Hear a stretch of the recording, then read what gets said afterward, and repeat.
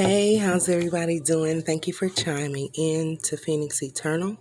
All general messages may not resonate with you, but if you like a personal soul session with me, feel free to email me at azariadevine@gmail.com, and I'll be happy to assist you with a free reading.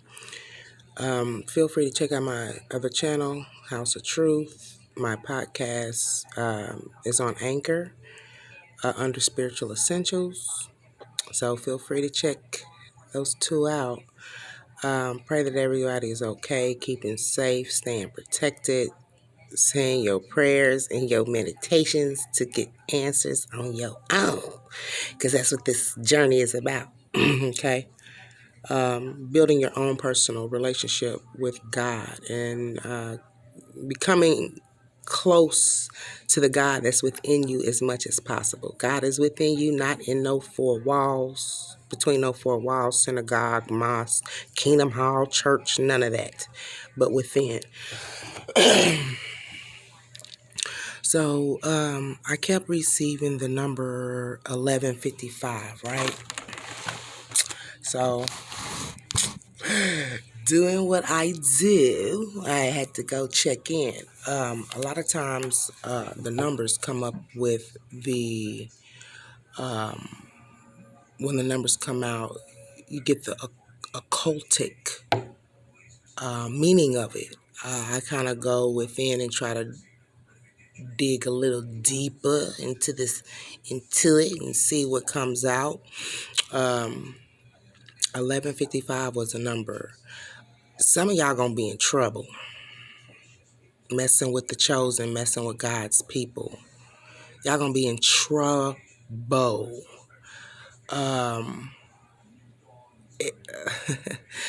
Warning. Well, it's 1155 stated about, this part talked about reminding the collectives that you have the power within your hands and you need to follow your instincts, right? And when it comes to starting new beginnings, being the leader that you know you can be, standing within your power. There's roles that need to be filled, there's roles that need to be filled. Okay, and you're being guided to do so by taking on a role as leader. So some of you guys could be what I feel is like stepping into your power, pretty much as teachers, because that's what this is. Being awakened to spiritual teachings is what I just heard. Okay. 1155 also speaks about time to purify. It's time to cleanse. Look at here. This whole journey is about living this experience, right? Right? Because at the end of this journey, we're supposed to be headed back to wherever it is that we came from if we put in the work and do what's right, right? Well, I was looking, it's time to purify. You know, a lot of times when you want to get into spiritual depth, a lot of times it's not just about cleaning your house, cleaning your closet, your drawers, and your car out. And, sometimes it gets a little deeper than that. Even me, okay, when it comes to cleansing and keeping yourself spiritually and morally clean. I don't know why people think they're going to get back home and they cannot cleanse the flesh. This is like your vessel, your light body. It's what the fuck you gonna travel in when it's time to go. Ain't no chariot coming down to rescue you. You're going to leave within the vessel which you came here in. And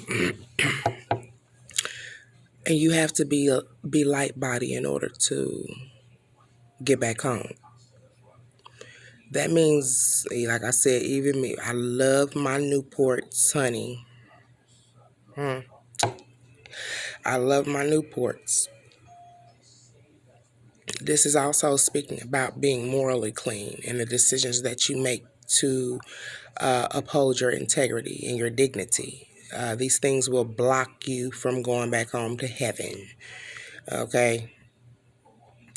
It also spoke about it's unclean to touch or be around the dead.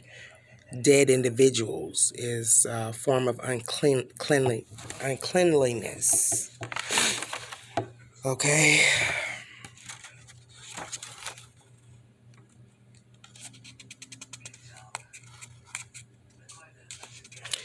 Um,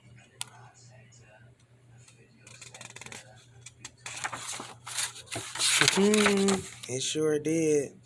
Yeah, contracting. This is at John 11:55. You might want to take the time to read that. That's the scripture that came in. I have never read the Bible all in total, all in full, but for some reason I do pick up and receive spiritual messages through scriptures. So here we go. John 11:55 was bringing out that purifying oneself when it comes to contracting, uh, being contagious, physical disease. In biblical times, they did and I was shocked about that because here we are taught in church when it comes to ceremonies. That it's not right unless these ceremonies are prepared by the church. But it spoke about ceremonial cleansing, moral and spiritually purity, or cleansing yourself morally and spiritually, or, you know, cleansing the inner parts of yourself. And this is speaking about inner cleansing of the heart, cleansing of impure thoughts and ungodly motives. We need to remember that we are justified by grace through faith. Okay, I keep saying faith is the number one key.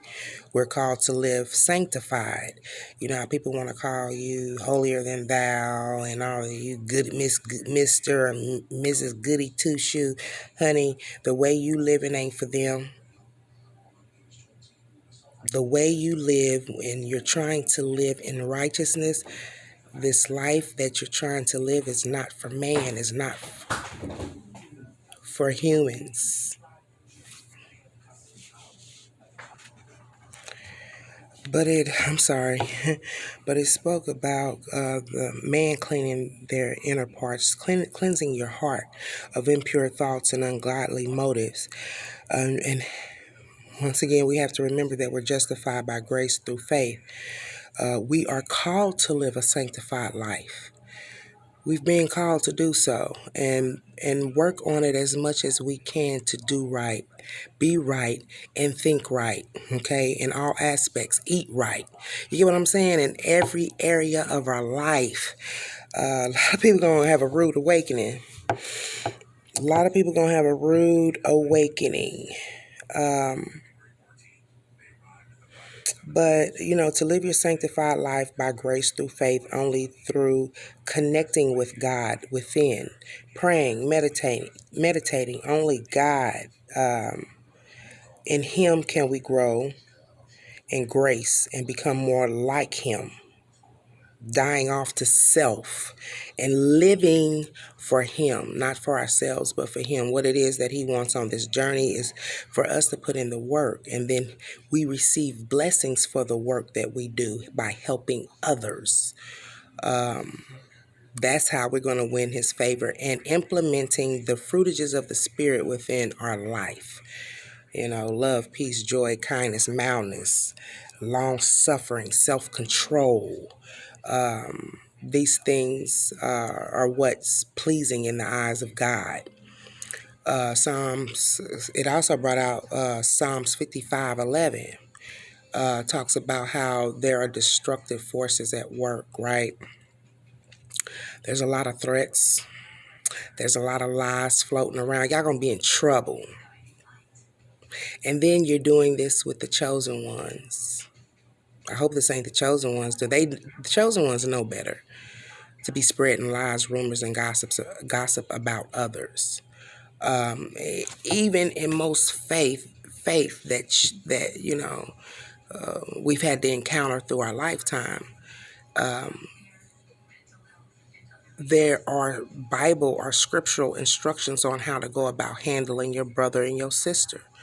You talking bad, down, bad talking your brother, your sister, and slandering their name and things of this nature, and then they're not even there to defend themselves. Y'all gonna be in some trouble. Okay. It talks about destructive forces. Read that too if you can. Because I kind of just sums it up. But Psalms 55, 11, 55, and then they have 11 through 23. But the main number is 1155. That was the number. Okay. So it talks about destructive forces are at work, threats and lies, right? And it spoke about if an enemy were insulting you, how one can endure it. This is your enemy. Yes, it's easy to endure insults and, things of that nature when it comes to your enemy. How would one endure it if it were a foe? How can one hide? This is the kicker. This is what's going on. But of man like yourself, the ones who are supposed to be godly, the ones who are supposed to be righteous, you know what I'm saying? The ones who are supposed to be connected to Source, God, the creator of all things, Elohim. Okay, whoever it is that I know who I pray to. So, but I'm just saying it's about respecting. We all have to respect the views and we have to respect what others choose to worship and choose to practice without bringing conflict into our spiritual journey. But me, myself, I don't care what nobody say. I believe in Elohim in the name of Yahshua, okay? Point blank. I will not deny him because I do not want to be denied myself, okay? But it spoke about your foe. How can one endure lies and threats from an enemy? And then it says, how can one endure lies and threats from a foe? How can one hide from it? But this is the kicker. But man like myself, a companion, close friend, whom you fellowship, is doing these things to you, lying on you, being destructive, running your name in the mud, slandering your name, things of this nature. Let me tell you, it's getting ready to happen. Psalms 55, 11 through 23. 15 was speaking about let death take your enemies. This is the chosen, the collectives, the ones who are awake and working on themselves because they want to get the hell back home. We don't belong here. This is not our home. I don't belong here. You can stay here and be here another term, a lifetime if you want to. I don't want to. I've learned a lot of lessons. I'm continuing to learn lessons. I just want to do what is right. That always makes me cry. I just want to do what's right. Encourage others to connect with God so I can go back where the hell I came from. Let death take your enemies by surprise. People are going to lose their lives messing with the chosen, messing with the collectives, messing with the ones who are trying to live their lives in a righteous manner. You're going to be dealt with. Let death take my enemies by surprise. And I'm praying this. I'm turning this into a prayer. In the name of Yahshua, I'm summoning the creator of all things. Let death take my enemies by surprise. In the name of Yahshua.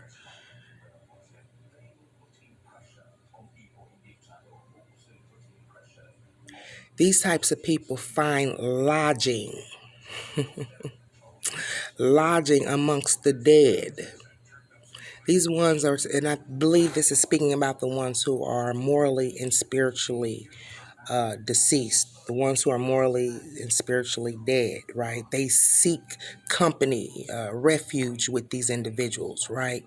Not with God, but the ones who keep chaos, confusion, things of this nature going. God will humble these people because they have no fear in God. 1155 also talks about how a friend or companion attacks his own friends. It's talking about the fake individuals, the ones who attacks their own friends and companions, right? He violates his own covenant. His talk is smooth as butter, yet war is in his heart. So you got individuals who claim to love God and do this and that and the other, and they're righteous and blah, blah, blah. And out of the same breath, they talk about, and will. They don't just talk, these individuals will. And in the same breath, we'll talk about murdering or killing someone. It's wicked. You're going to be dealt with. You can't hide. You can't hide your heart condition from God. You can hide it from man, but you can't hide it from God. The same ones who claim they're righteous love God, and in the same breath they talk about killing their brother or causing harm to their brother. Okay? His talk is smooth as butter, yet war is in their heart. Always keeping confusion going. Always being a disturbance.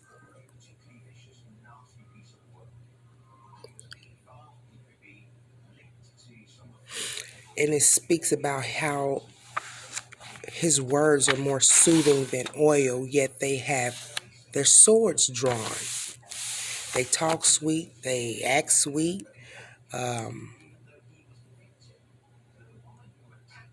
They have the gift to gab. Everything sounds good. Always speaking on positive. That's what and I've always said this. People who always love, peace, and light, and with no time. I can understand this love, peace, and light, but at the same time, there's got to be a balance and being able to work through your differences. You get what I'm saying? And being honest about it, because it's not all about love, peace, and light. There's some serious issues and matters that we got to deal with when it comes to this spiritual journey. But these people have sword drawn. They will pop you. They will do whatever they need to, not really trying to change their heart condition, but making others think that they have changed. But in reality, they're violent. They're demonic. They're no care for life, their life, and the life of others. God is saying to the chosen, cast your complaints and your cares, because a lot of times these are your friends. These are your people who you are close with. Yeah, you gonna care. You gonna care that Tom, Dick, and Harry that you've been knowing for the last 15, 20 years is talking about causing you harm, causing your family harm, things of this nature. God says, it's to the chosen. God says, cast your complaints and cares on him, and he will sustain you. He won't let the righteous be shaken. Sorry. It says that God will bring down the wicked into the pit of decay. These people are bloodthirsty, is what they're saying, is what it's saying. They're bloodthirsty individuals. And these people are claiming to be your friend. And they really want to see you dead, collectives. They want to see you dead. They come in your house, eat your food, prop their feet up on your table, watch your TV, and in reality, God knows their heart condition. These people don't even want you around. They would rather see you 6 feet under than thriving. But it says how God will bring down the wicked into the pit of decay. They'll lose everything. Their health, their material wealth. And when God allows you to go into the pit of decay, demons start messing with you. Like I said, don't call me when you find your behind hemmed up in the corner of a wall, up in the ceiling some damn where. Don't call me. That's another thing too. A lot of times us as collectives, part of the chosen, we always want to help. And I've been told this for the last, you can't help everybody because everybody has their own karmic debt they need to pay back. Everybody can't get help. And sometimes God will block help because you have to pay shit back. You did things out of the way. You harmed and hurt other people. And now it's time to pay the piper. But it says that God will bring down the wicked into the pit of decay, bloodthirsty and deceitful. These people are bloodthirsty. They want to see you. They will lie. They're cunning with their words. Their words is like oil. Their words is like butter. And they will not live out half of their days. Because they fucking with you, collective, messing with you. Ooh, Lord, my stomach. Okay, my stomach started hurting. Number 1155 also means standing up, standing your spiritual ground. Okay. It spoke, 1155 spoke about Psalms 11, talking about David and his friends. David's friends were punks. I'm sorry, it is what it is. They tried to instill fear in David. Stop fearing things that we cannot see.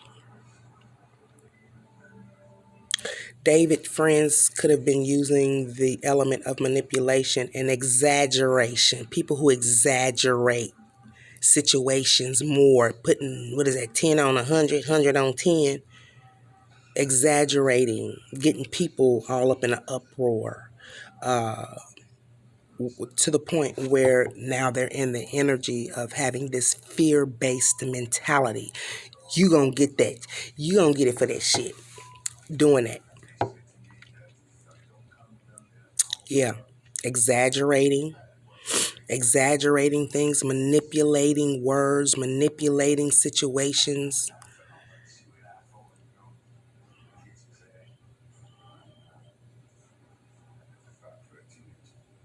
People who make things look worse than what it is. You're going to be in trouble for that. Read Psalms 11. It talks about compromising a faith. Compromising your faith due to fear. And it even spoke about how, because of the fact that David's friends tried to instill fear within him, how that's Satan. They were being used by Satan. They were working in their out of their low vibrational energies. The demon that is within them. That's what they were operating out of. God is in you. Okay? God is your holy temple, your body, your vessel.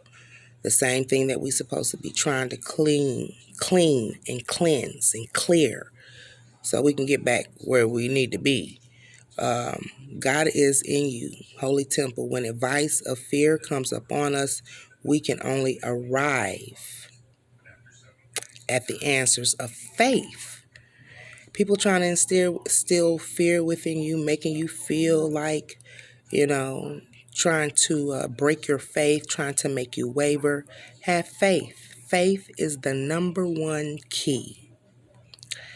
Arrive at the answers of faith by prayer and meditation. 1155 is also a message to take charge of your own life. Do things that make you happy, that is in accordance and in alignment with God. Okay? Doing things your way, allowing yourself to be guided by spirit. God, make positive life changes to benefit yourself and those around you. Let your decisions be conducive to Holy Spirit. That's love, peace, kindness, long suffering, mildness, self-control. So that's been, what time is it? That's been your reading, or that's been your spiritual message. And I just hope that people just get it together. Because we coming like, it's some shit changing. Like, get your shit together and stop fucking with folks. Stop messing with the collective. Stop messing with the chosen. Find happiness within yourself. Get the psychiatric help that you need, whatever it takes for you to come into alignment with God. And prayer and meditation is the number one. Psychiatric woman, man, person who's a a psych doctor gonna fill you with drugs and medications. I should know. They tried to do me the same way. And I had to pray and meditate. I suffered from, I am a manic depressant. I have highs and lows. I've always been like that. And a lot of prayer, a lot of meditation. I just started meditating for the last 5 years on this journey because they don't teach you in church to meditate. Prayer, but not really meditate. It's not enforced. But meditation, I feel, is like is a form of a savior to me. Really connecting, going into the void, really helps. And yeah, a change is coming. See you guys later. If I vibe with you, like, share, subscribe.